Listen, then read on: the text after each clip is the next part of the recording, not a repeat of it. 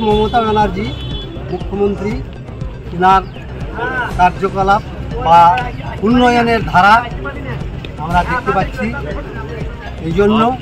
এবং বিভিন্ন রাজ্যে যে কেন্দ্র সরকারের